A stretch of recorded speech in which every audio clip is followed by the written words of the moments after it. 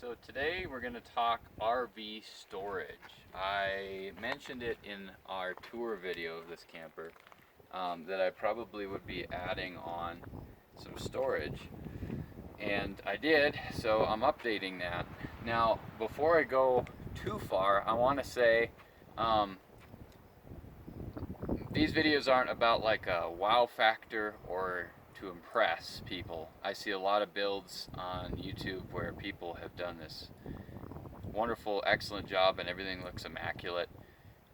Maybe they do it for a living, maybe they're just really precision oriented.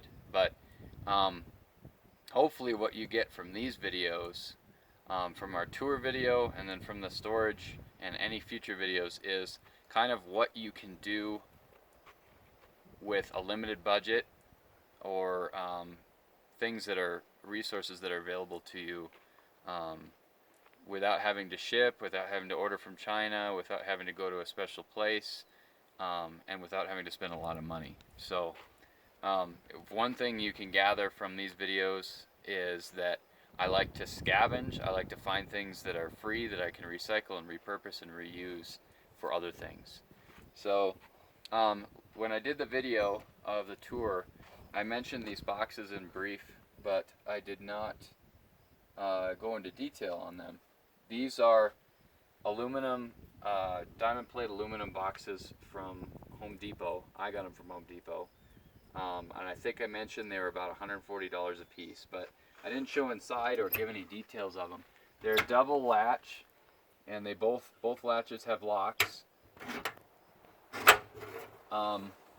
So in here I have the dog food, a big tub we got from a clean out job that we did recently.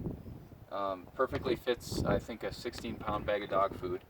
And then this is just a huge conglomeration of all my tools and miscellaneous parts that I've collected to use for various projects. So I'm like a mini hoarder when it comes to things that I can use or that I know I can use. And if it's been sitting for like 6 months to a year or something like that, and I think there's no way, I haven't applied this yet, I'll usually discard it at some point. But this is kind of my collection of miscellaneous steel parts and tools. But these are gasketed and they feel really lightweight and light duty. When you first get it, you're kind of wondering if it's gonna hold up, but I have them screwed and leg bolted up into some 2x6s that fit up underneath this flatbed, and I have to admit they're actually a lot more sturdy than I expected. They're not obviously going to stand up as well as steel maybe, and they probably are more prone to denting, but as far as the latches go, and the actual whole welded aluminum box, it's pretty good for the price. And also, one thing I will note though is that these aren't the original chains. I added these with chain that I found, and the original ones are basically like cheaper than paper clips, and they literally just snap. If you drop the door too hard, it will snap. So you might, if you do get these, you'll see that and you'll know that. And first we tried like braided little nylon rope, like Mason's twine, and then that was no good either, so we just did heavier duty chains, and now it's no problem. But you will have to do that probably at some point. And then they just both latch, and it's a very sturdy latch system. So I'm going to go over the other side and show you the box that I built just a couple weeks ago. Now, we were at a job where we were clearing out the property and helping move, and we kind of had the pick of a lot of materials that the guy was a woodworker and a metal worker both, and so we had the pick of tons of different things. This was all Baltic birch, and that's what I was excited about. It's, I think, 13 ply or 11 ply Baltic birch, and so it's super dimensionally stable, and I wanted to use it for something. So these are door hinges I took off a door, free.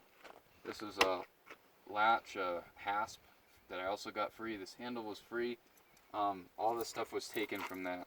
So I say that mainly in this case here for you to just keep a watchful eye out for things that you can repurpose.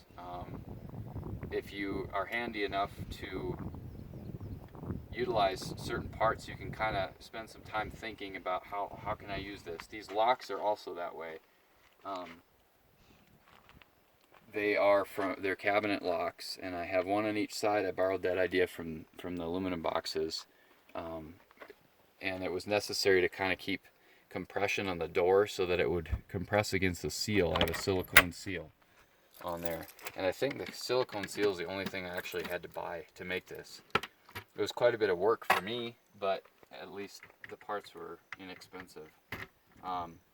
So basically how this works, this is just kind of a miscellaneous kitchen type box for us. This was turned up on its side vertical, and it was a laundry room shelf. These weren't here. I added from some other Baltic birch that was on the property. I added this, and this for dividers so we could organize things better. And the door obviously wasn't part of it, so I took a section of birch and cut a door for it as well. This is the same chain that's on the aluminum boxes. It's pretty strong. And then also this opened up like a countertop space that I'm not afraid to put quite a bit of weight on. So like I said, this is a silicone weather seal gasket. This was from Walmart, and then I actually, they're self-adhesive, but I siliconed that around the edges as well to make sure it stays on, because the self-adhesive tape stuff that's attached there doesn't work that well, and it can come away, especially if you have to readjust it at any time. It loses its tackiness. These this is the back side of the cabinet locks, but I'll show you kind of how it works. Also, these are what I use to catch. So if this gives you an idea, awesome. This is just a little simple L bracket type piece. It looks like it's nickel plated. And so what I do is, when you turn the key, this paddle comes in and out. So I thought, well, all I have to do is orient this so that the paddle can catch it. And so what I did to get compression on this gasket is I recessed these, one on each side, in as far as I could, so that when I press, see, if I just do the half by itself, it doesn't compress the gasket. But if I press here and then turn, then it does. So that's a lot more weather tight that way. And I do both sides, obviously. This is a piece of sheet metal that I bent especially for this to have kind of a drip cover, so any rain coming straight down will not sit on this gasket seam. This was just from like a corrugated sheet metal section, probably a corner or something like that, from a roofing job or something. And then the white paint is acrylic. It's an acrylic DTM from Sherwin-Williams, which I believe DTM stands for direct to metal, and I looked it up, and it's all right for wood too. But it's an acrylic coating, so I think it's a bit more durable than just like your usual exterior latex. So that was also free. That was on the property. So just keep an eye out for things. If you're like me at all, you look for materials, and you appreciate the materials that you find that you know you can use for other things.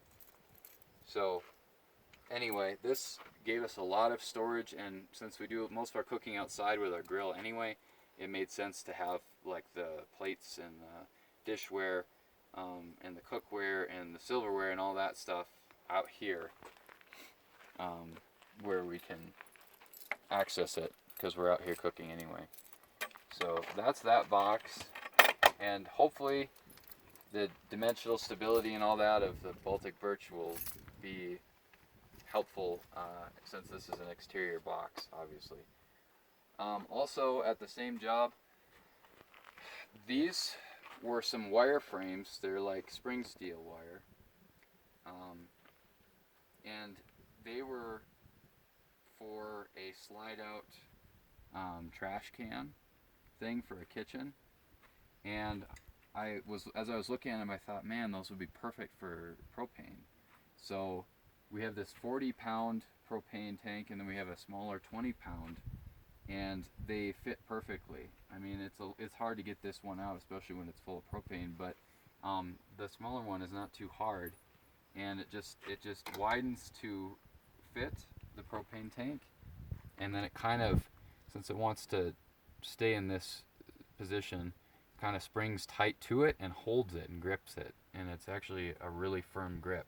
These are quite durable, and they're painted, it looks like powder coated, so they should hold up pretty well.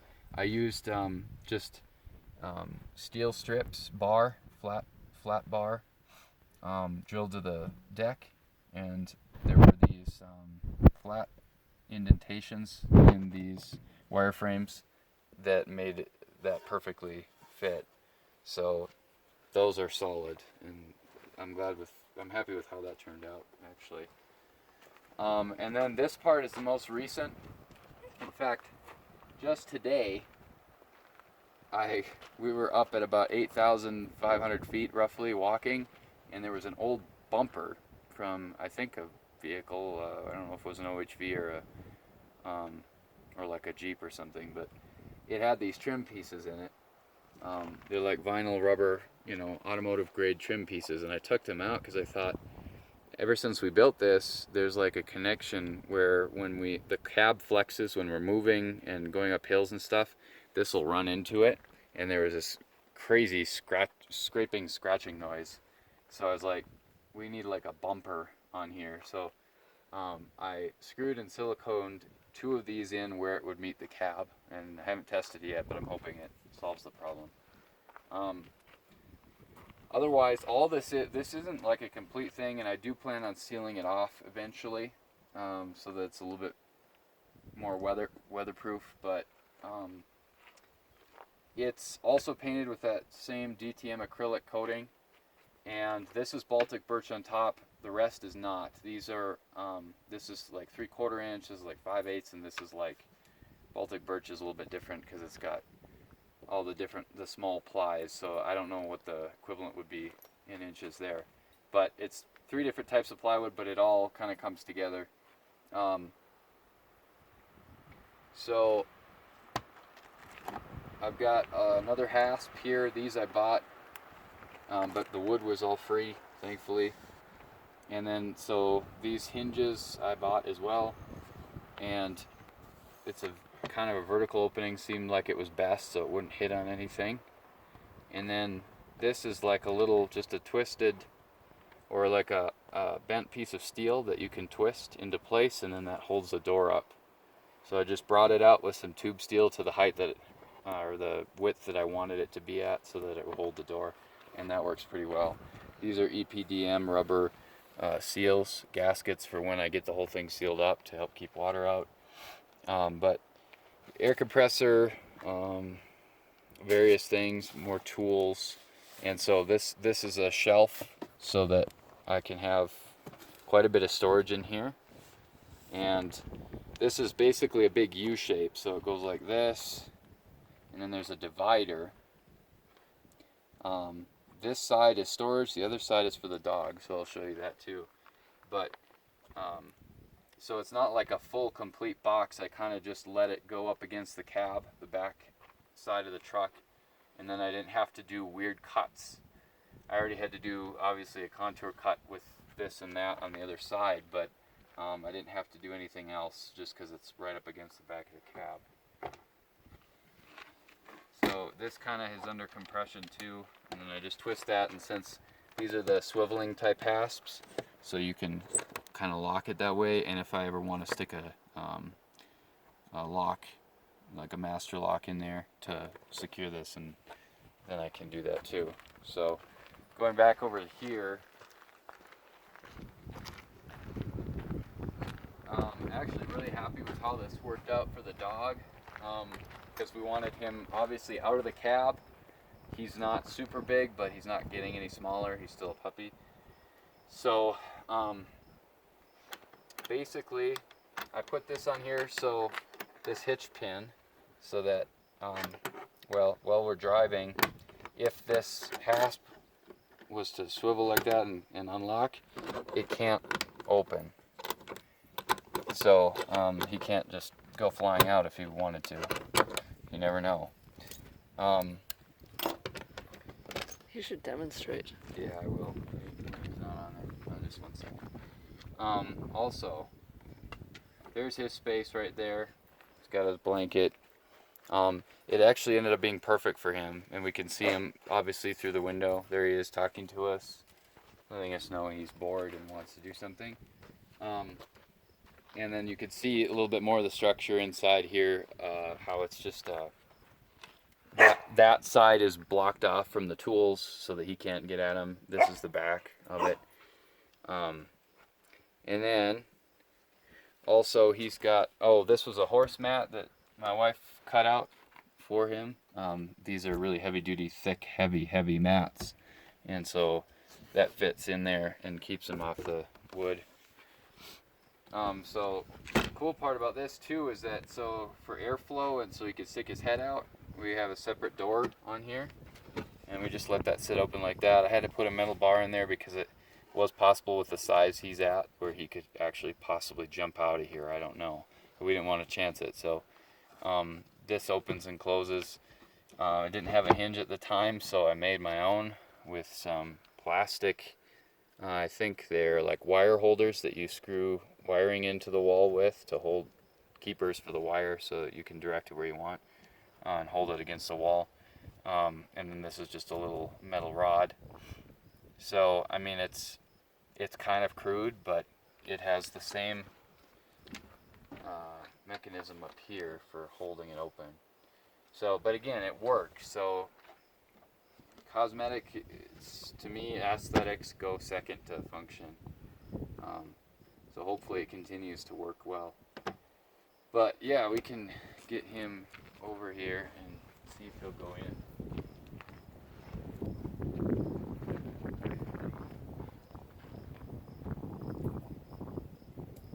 Come on, here, me. Over here, come on. See, he's usually pretty good. Come on, jump, get in, jump, jump, come on, jump in, up.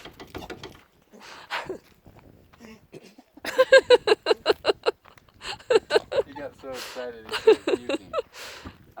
Anyway, he can jump in there, and yeah. Hey, come on. Come on. Come on. Come on. Jump up. Jump up. There we go. And then watch this. This is the best part. This is his favorite part. Lock him in and leave him. No, I'm just kidding. There. So he gets to see us. He likes it in there. And he thinks we're going somewhere now, and that's not true. So get your head back in there, and I'll let you out. Come on. No.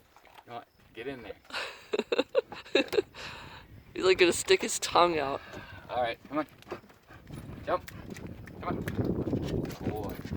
Whoa, not on me. No. No. Down. Stay down. Now he's got the zoomies. Anyway. So that's basically our storage. I tried to make it as useful as possible.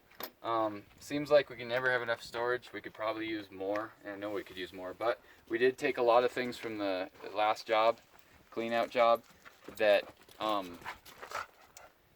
we won't be replacing once we use up what we have. We probably won't be filling these things up again. So anyway, that's a run through of the storage. Hopefully it gives you some ideas of what you can do. This was my solution to not having an extended cab pickup truck, which the price of an extended cab, at least right now, versus a single cab truck is so much more that I just went with a single cab. Thank you. And this was my solution to not having an extra part of the cab. So anyway, maybe this will give you some ideas, and thanks for watching.